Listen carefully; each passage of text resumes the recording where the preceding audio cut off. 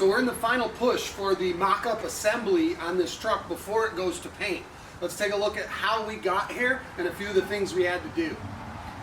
So let's do a quick recap. When it first arrived, it had an odd floor height. It had an odd stretch over the rear wheel wells, a lot of rust, an anemic old engine. Everything was in disrepair. So the first thing we did was tore it all down to nothing. And you can see how we did all of these upgrades to this truck in other videos on the channel. The suspension was the first thing that needed to be dealt with.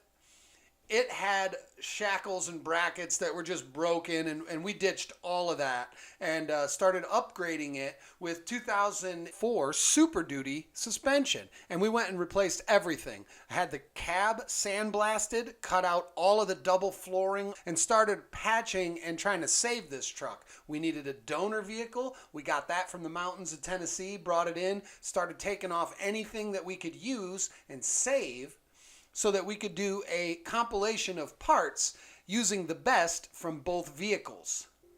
An important part was the bed sides. With that odd stretch over the wheel wells, we needed the blue bed sides, and we had to take out 4 inches so that we could get them positioned right on the truck. And that's what we did.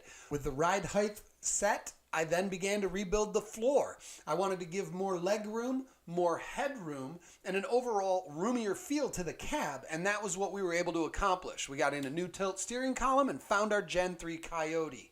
I got that mocked up, stuck it in place, and began working on the rest of the truck. Here you'll see the vintage air evaporator with the fan and the heater core mounted underneath the dash, so we know where those will go once this truck's put back together and how to arrange the fittings to do that. Now at this point of the build, there's very little of Big Red's original bed, but the last 4 or 6 inches of this one are in fact part of the original Big Red truck.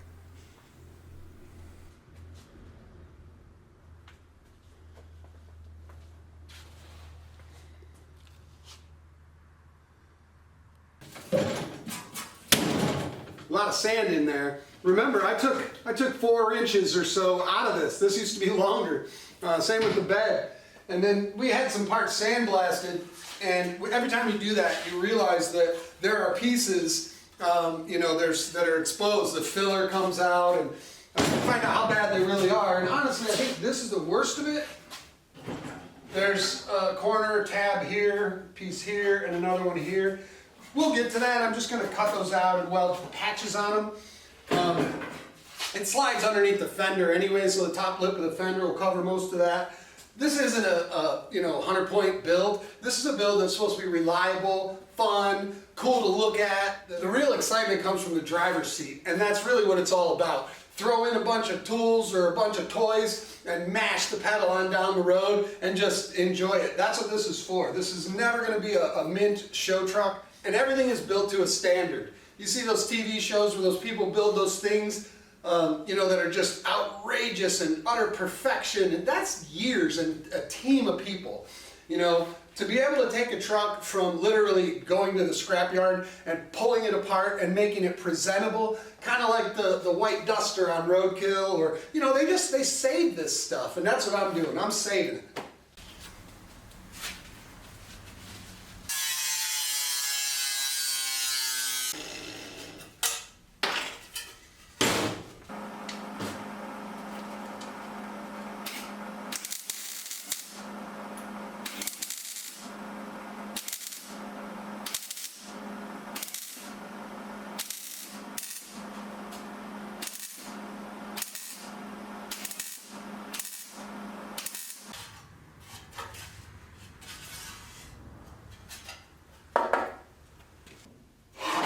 Nice battery right here. The reason we're able to do that is these are the 66 inner fender wells and also core support and subsequently battery tray. That's why this truck never had one, because these parts came from the 66. Fortunately, the hood and the hood hinges are in the same place, I think. Gonna find that out in a bit.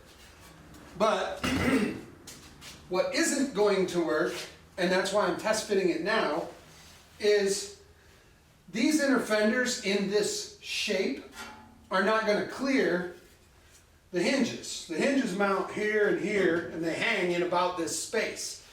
So they're not going to fit with this fender. Now, I need these fenders. The other ones were gone. They were just like potato chips all the way throughout. And also didn't have the battery tray mount, which was why the battery was under the floor originally so long ago. Okay, so I've figured out how these go by looking at these pictures. So the differences between the 64 and the 66 were in the firewall, where the heater box was a different configuration. Obviously they made some improvements, or they made room for air conditioning. But either way, the hood is gonna work.